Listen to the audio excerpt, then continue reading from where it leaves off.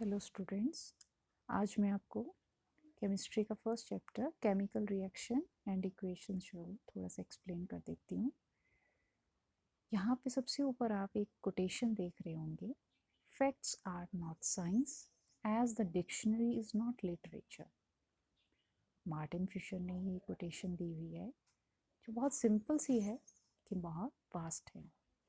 इसका मीनिंग क्या है कि साइंस जो है वो हमेशा फैक्ट नहीं होती है, जिस तरह से डिक्शनरी जो है वो लिटरेचर नहीं होती है। इसको समझना पड़ेगा कि साइंस जो है वो किस तरह से जो है वो बेसिक कंसेप्ट जो है वो उसका क्या है, कैसे जो है वो एक चीज़ को दूसरी चीज़ से रिलेट कर रही है। हमारा फर्स्ट चैप्टर जो है वो है chemical reaction and equations.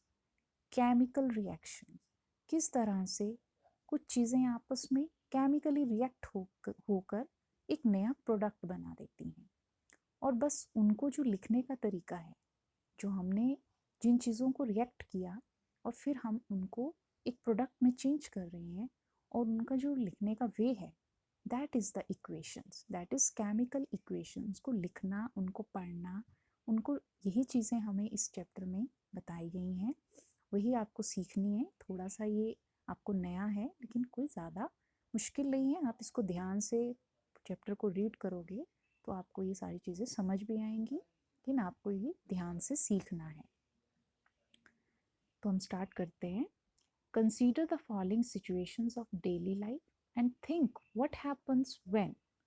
First situation क्या दी है कि हमारी डेली लाइफ में जो भी चीज़ें हैं, जो सिचुएशंस आती हैं, जो हम डेली फेस करते हैं या हम करते हैं जो भी काम, वो उसमें क्या क्या होता है, क्या होता है जब। सबसे पहली चीज़ क्या दी है कि milk is left at room temperature during summers. कि गर्मियों में अगर आपका दूध जो है वो रूम टेम्परेचर पे रह जाए तो क्या होता है। बहुत सिंपल है। गर्मियों में जब हमारा दूध जो है वो कमरे में रूम टेम्परेचर में रह जाए, हम उसको प्रॉपर स्टोर ना करें, तो वो क्या होगा, ऑटोमेटिकली चेंज इनटू कर्ड। वो दूध से दही में चेंज हो जाएगा। उसका दही में चेंज होना क्या है, एक केमिकल रिएक्शन। ठीक है, यहाँ पे केमिकल रिएक्शन की वजह से ऐसा हुआ कि दूध जो था वो दही में चेंज हो गया, उसकी प्रॉपर्टीज बिल्कुल चेंज हो गई। सेकेंड सिचुएशन है, एन आयरन तवा, पैन और nail is left expose to humid atmosphere.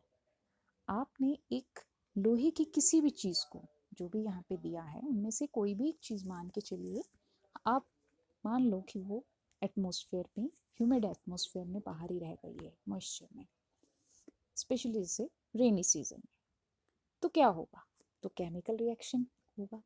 किस चीज़ में होगा, आयरन में होगा। आयरन जो है उसमें क्या केमिकल रिएक्शन होगा, क्या वो आयरन से कुछ और बन जाता है।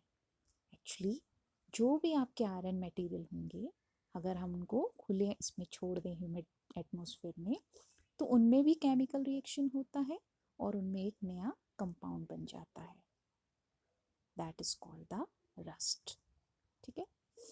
थर्ड सिचुएशन दी है, ग्रेप्स गेट फर्मेंटेड। जब हम अंगूर खरीद के लाते हैं बाजार से, ठीक है, हम उनको जब खाते हैं तो आपको भी पता है कि अंगूर कोई खट्टे होते हैं, कुछ मीठे हो जाते हैं। अगर हम उनको यूं ही एक्सपोज करके रखेंगे, ठीक है, तो वो जो उनमें जो हल्कापन, जो खट्टापन था, वो भी धीरे धीरे जो थोड़ा उनके टेस्ट में चेंज आएगा। वो जो टेस्ट में चेंज आ रहा है, ठीक है, तो वो जो है, वो जो फर्मेंटेशन हो रही है उसमें, that is the chemical reaction. Food is cooked, जो हमारे डेली रूटीन में होता है कि खाना पकाना, जब खाना पकता है, किसी भी तरह से पके, वो खाना जो है वो भी एक केमिकल रिएक्शन करता है। Food gets digested in our body, जब जिस खाने को हम खा रहे हैं उसका हमारे शरीर में क्या हो रहा है, उसका भी हमारे शरीर में केमिकल रिएक्शन हो रहा है। वी रेस्पायर, हम जिंदा हैं, ये आप सब जानते हो। क्यों, क्योंकि हम सांस ले रहे हैं। हम सांस ले रहे हैं, it means that is also chemical reaction. हम केमिकल रिएक्शन की वजह से सर्वाइव कर रहे हैं। ये जो छोटी मोटी जो सिचुएशंस हमारी डेली लाइफ में हो रही हैं, इन सब में अगर देखा जाए तो अल्टीमेटली हो क्या रहा है, इन सभी में केमिकल रिएक्शंस हो रही हैं, नए प्रोडक्ट्स बन रहे हैं, जहाँ पे कहीं वो हमारे लिए बहुत यूज़फुल भी हैं और कहीं कहीं पे वो हमारे लिए नुकसानदायक भी होते हैं. In all the above situations, the nature and the identity of the initial substances have somewhat changed. कहीं ना कहीं इस सब में जो पहली सिचुएशन थी और जो लास्ट सिचुएशन, उनमें बहुत सारे चेंजेस आए. वो इनिशियल से जो फाइनल में बने हैं उनमें बहुत सारे चेंजेस आए हैं और आप उनको अब दोबारा पहली सिचुएशन में नहीं ला सकते हो.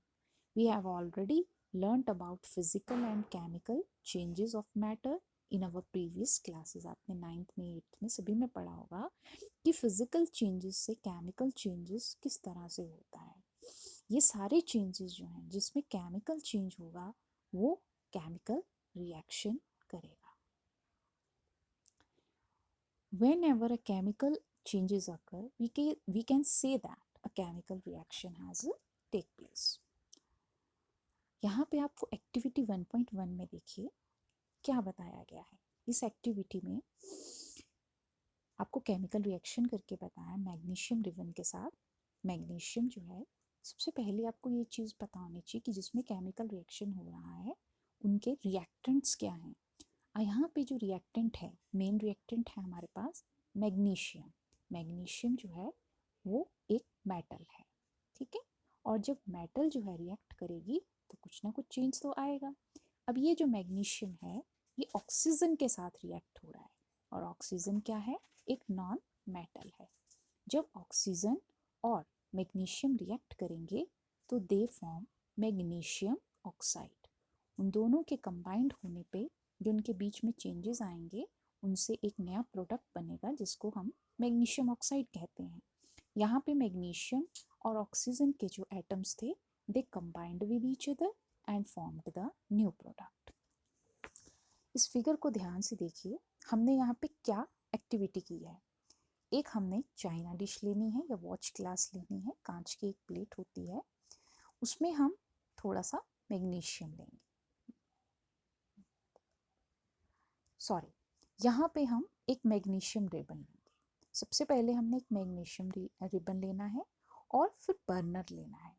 बर्नर से हमने रिबन को जलाना है, लेकिन ध्यान रहे कि हम जो मैग्नीशियम रिबन है उसको डायरेक्ट हाथ में नहीं पकड़ते, हम उसको एक टोंग से पकड़ते. टोंग जैसे एक चिमटा होता है, हम उससे उसको बर्न करेंगे बर्नर के साथ. और जब बर्न होगा तो उसके बर्न होने के बाद जो उसकी ऐश है हमने उसको वॉच ग्लास में क्या कर लेना है, उसको इकट्ठा कर लेना है. जब हमने देखा कि जो बर्नर से आग निकल रही थी उसमें जो आग है, आपको पता है जो आग है वो ऑक्सीजन की वजह से जो किसी भी चीज़ को जलने के लिए चाहिए वो ऑक्सीजन है. तो यहाँ पे जो मैग्नीशियम रिबन है वो ऑक्सीजन की हेल्प से जो है बर्न हुआ. और जब हमने उसको जलाया तो उसके बाद जो उसकी ऐश है हमने उसको वॉच ग्लास में इकट्ठा कर लिया. वो एक वाइट सा पाउडर होगा जिसको हम क्या कहेंगे, मैग्नीशियम ऑक्साइड. क्योंकि अब ये जो पाउडर है इसमें ना तो आपको मैग्नीशियम रिबन नज़र आ रहा है, ना तो यहाँ पे आपको बर्नर से निकल रही आग नज़र आ रही. इन दोनों का जो मिक्सचर है वो आपको नज़र आ रहा है, जिसको हम मैग्नीशियम ऑक्साइड कहते हैं. तो ये जो है एक सिंपल सी केमिकल रिएक्शन हुई जिसमें दो चीज़ों के एटम्स के जुड़ने के बाद एक सिंगल प्रोडक्ट आ रहा है मैग्नीशियम ऑक्साइड.